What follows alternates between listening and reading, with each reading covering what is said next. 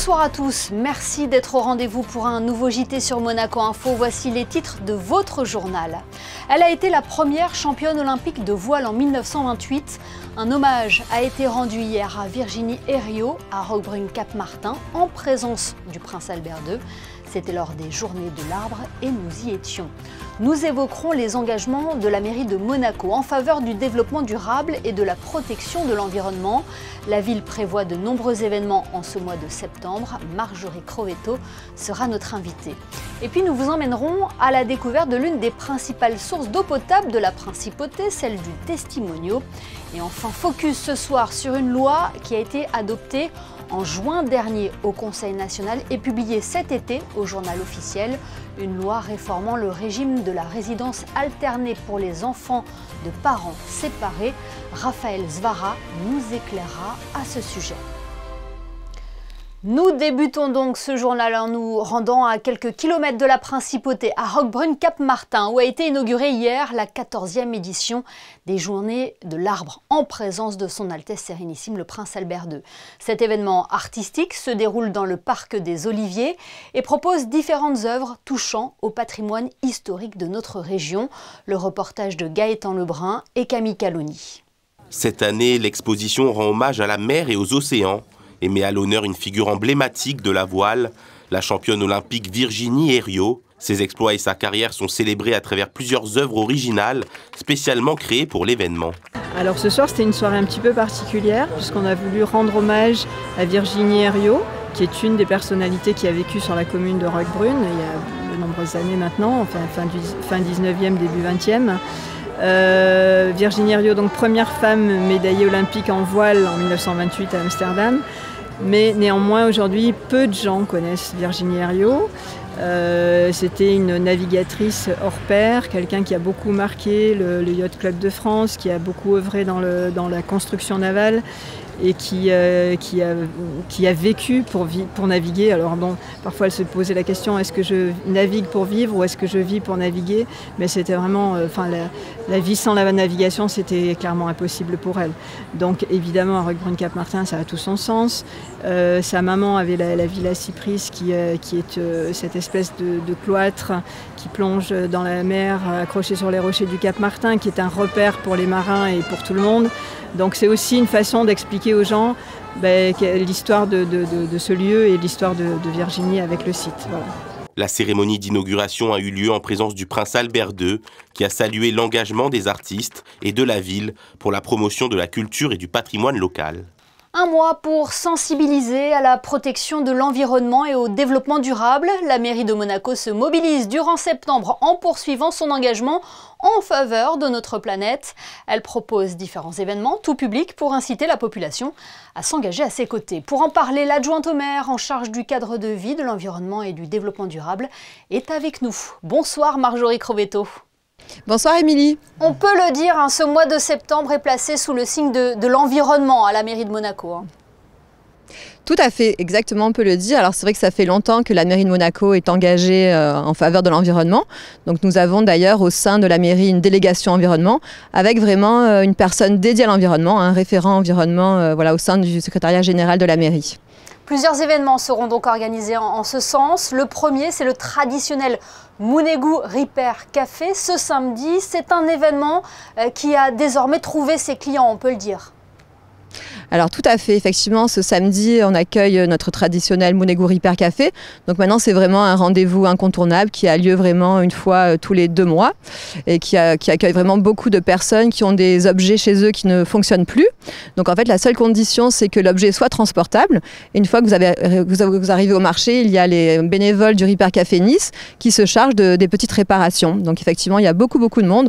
On répare environ une 30aine d'objets par samedi lorsque le Mounégou Repair Café a lieu. Et chaque petite réparation permet de prolonger encore un peu plus la durée de vie de ces objets. Et vous avez décidé cette année de lancer le premier Mounégou Repair Bicicleta. Il aura lieu mercredi prochain, c'est ça ? Exactement, donc toujours au marché de la Condamine à partir de midi. Donc la population est invitée à porter les vélos, même les enfants. C'est pour ça qu'on a choisi d'ailleurs le jour du mercredi, c'est pour que les enfants soient également les bienvenus.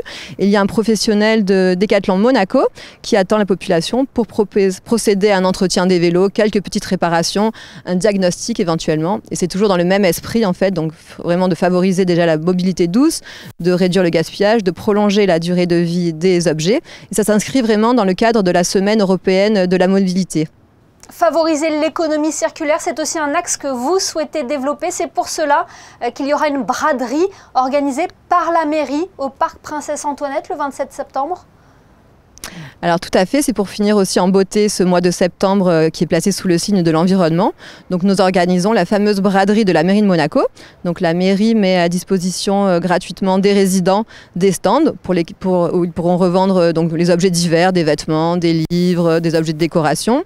Donc ça c'est le samedi 27 septembre. Et cette année il y a une petite particularité qui a été imaginée par le projet communal junior. Donc il y a un coin vraiment dédié à la jeunesse, un coin vide-chambre pour permettre aux collégiens aussi de vider leur chambre en cette rentrée et de vendre tous les objets dont ils ne se servent plus et qui se trouvent dans leur chambre. On l'a bien compris, Marjorie Crovetto, à travers ces événements, la mairie souhaite inciter la population à s'engager en faveur du développement durable, mais aussi pour la protection de l'environnement. Vous invitez d'ailleurs les Monégasques et les résidents à vous rejoindre pour la journée mondiale du nettoyage de la planète le 20 septembre.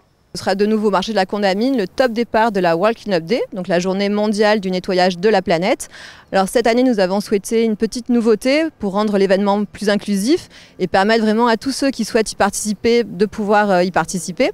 Donc nous allons organiser 2 parcours avec des niveaux de difficulté différents. Donc c'est une nouveauté et on espère vraiment que tout le monde viendra nombreux et répondra à cette marche symbolique qui est importante pour nous. Et aussi un petit clin d'œil avec notre ville jumelle, puisque notre top départ sera donné en même temps que le top départ à Ostende pour ce projet commun de marche de nettoyage pour la planète. Ce mois de septembre est aussi l'opportunité de mettre en valeur les acteurs qui portent ce message de la protection de l'environnement. Une conférence aura lieu à la Casa di Sochi et elle mettra en valeur l'action de l'association monégasque pour la protection de la nature. Dites-nous en plus. Tout à fait. Alors effectivement, l'action de la mairie, c'est aussi de mettre en avant tout ce que font nos associations, notamment en faveur de l'environnement. Donc à l'occasion de la Journée de la mer, à la Casa di Sochi, nous allons accueillir l'association monégasque de la protection pour la nature qui va présenter à la population ses actions qui datent depuis 50 années, donc 50 ans vraiment pour préserver la biodiversité marine. Donc il y aura une conférence et également un atelier qui sera proposé par l'association et qui permettra à la population de se mettre dans la peau d'un scientifique pour voir un petit peu les processus de suivi de cette biodiversité marine. Eh bien, merci beaucoup Marjorie Crovetto d'avoir été notre invitée ce soir. On rappelle à nos téléspectateurs que l'ensemble du programme de ce mois de septembre dédié à l'environnement est à retrouver sur le site officiel de la mairie de Monaco. Merci beaucoup Marjorie Crovetto. Un grand merci Émilie. Bonne soirée. Le saviez-vous, Monaco dispose de 6 sources naturelles d'eau qui assurent en moyenne un tiers de ses besoins en eau. Ce soir, nous vous emmenons à la découverte de l'une des principales sources de la principauté, celle du Testimonio. Immersion avec Devika Guérenfard, Arnaud Imbert et Clélia Renaud. Nous la consommons tous les jours sous toutes ses formes, mais d'où vient-elle ? En principauté, l'eau parcourt un long chemin avant de sortir de votre robinet, une étape essentielle pour assurer une production locale et saine. Alors effectivement, c'est un long chemin que parcourt l'eau. On a effectivement des sources locales au nombre de 6 qui participent à la production de Monaco, mais qui ne suffisent pas à assurer les besoins journaliers de Monaco. Et donc on a 2 origines d'eau différentes en réalité. La production locale, qui est traitée ici sous nos pieds dans une usine de production, et puis des acheminements à partir de l'extérieur, en provenance de Nice, du canal à Vésubie, ou d'Italie par le biais de la Roya.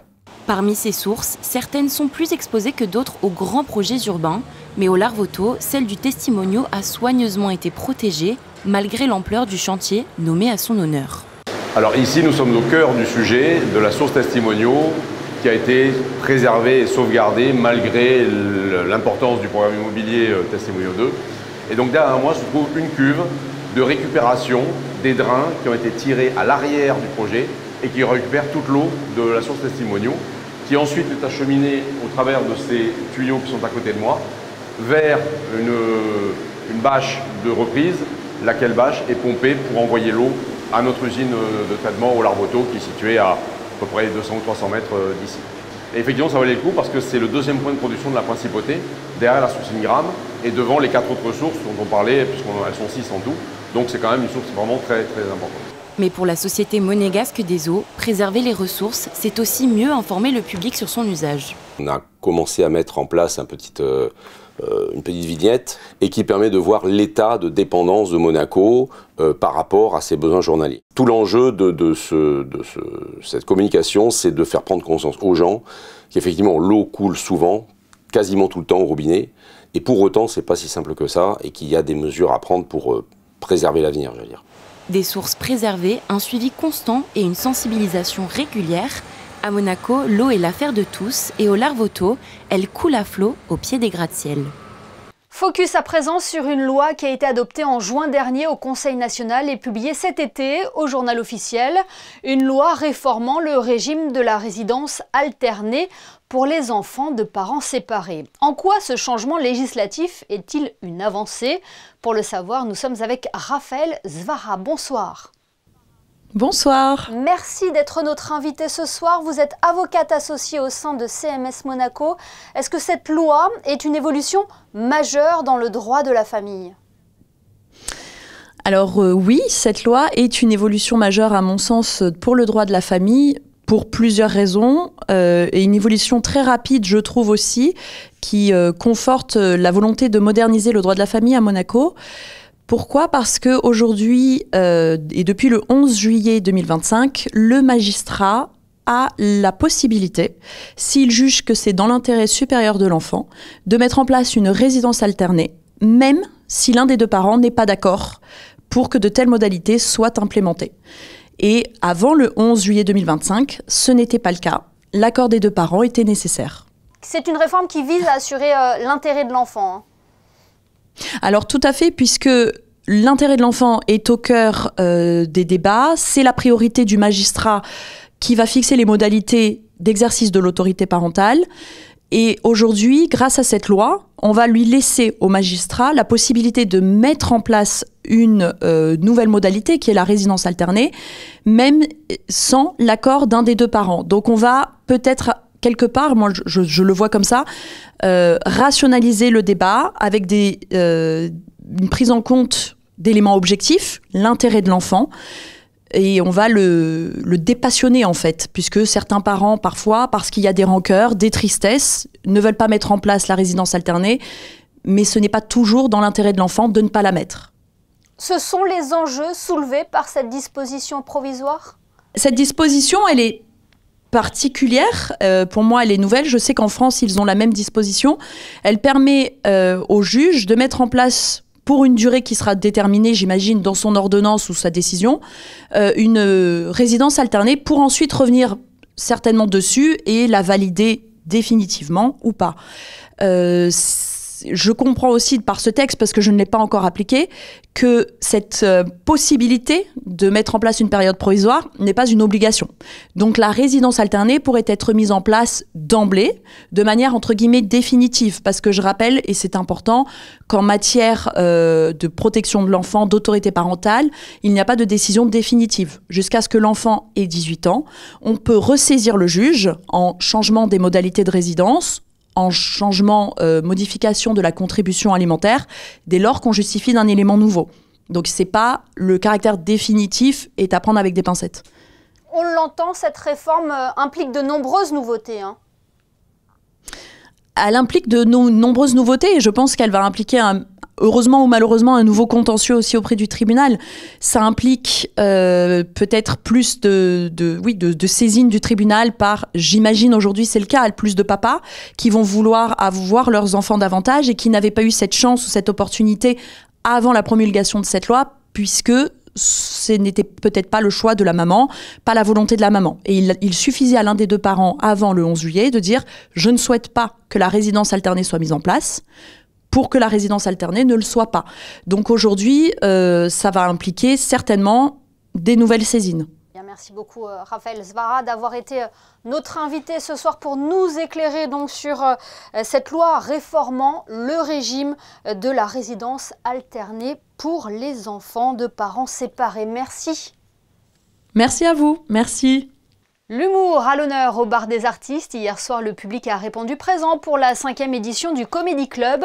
Une nouvelle soirée placée sous le signe de l'humour et de la bonne humeur qui a vu plusieurs stand-uppers se succéder sur scène. Le reportage de Frédéric Elion et Alexandra Paolini. La rentrée, c'est toujours quelque chose de sérieux, voire même de stressant pour certains. Au bar des artistes, l'ancien bar du quai, pas de tension ou d'angoisse, la rentrée est placée sous le signe de la fête et du rire avec le retour des soirées Comedy Club. On en a fait tout l'hiver et que ça a cartonné. Donc on s'est dit on va relancer de nouveau cette saison, donc c'est le premier de la rentrée, avec cette fois-ci une nouveauté, puisqu'on alterne avec le Comedy Club, un One Comedy Club, où c'est un artiste qui est présent ce soir et qui a un vrai one-man show, ou un one-woman show pour les femmes, et qui viendra faire son spectacle 15 jours après. Pour la première de la saison, 5 humoristes se sont succédés sur scène.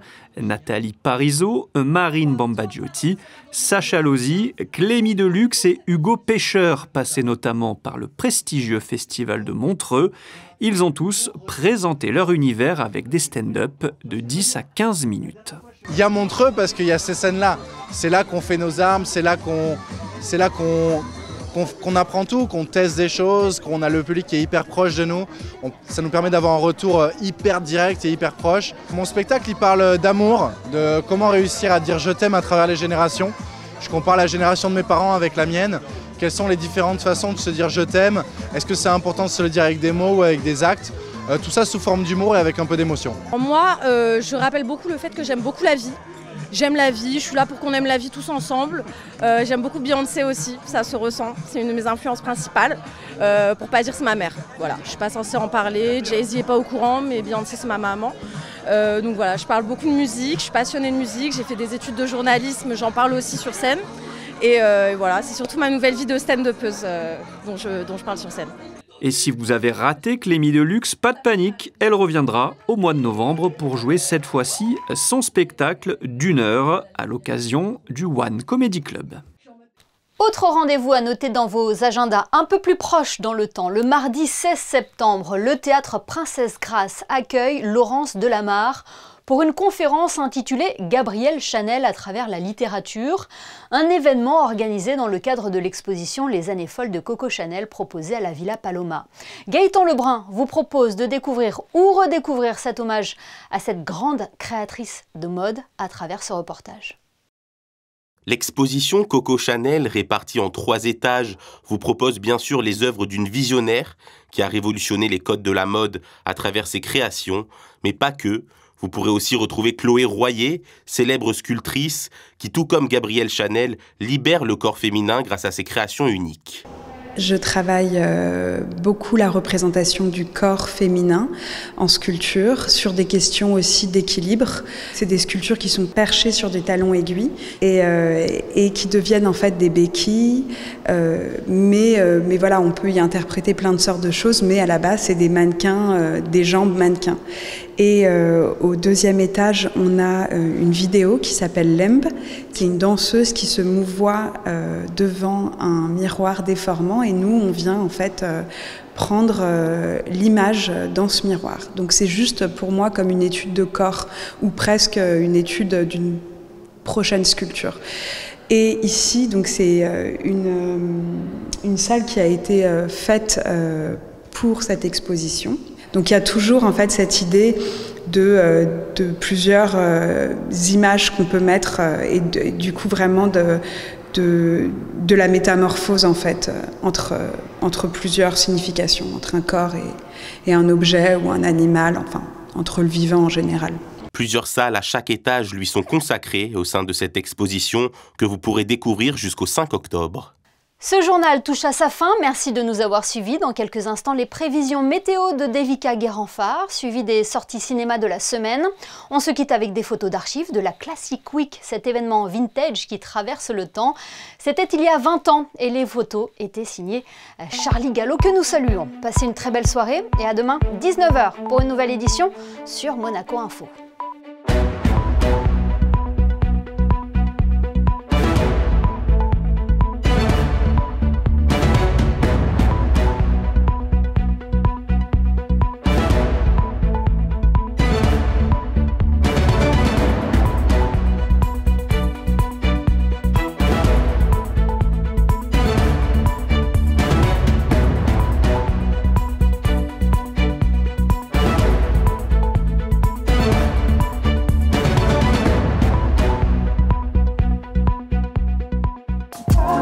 Retrouvez la météo avec Maya Bay, le restaurant référence thaï japonais de Monaco. Bonsoir, ce sera le retour du beau temps demain en Principauté. Le soleil s'imposera en matinée malgré quelques passages nuageux sans conséquence. Même scénario dans l'après-midi avec un ciel globalement dégagé. Côté température, prévoyez 19 degrés au lever du jour et jusqu'à 25 au meilleur de l'après-midi. Une douceur bien agréable en cette fin de saison estivale. Demain, le soleil se couchera à 19h49 et nous fêterons les Adelphes. Très bonne soirée sur Monaco Info. C'était la météo avec Maya Bay, le restaurant référence thaï japonais de Monaco.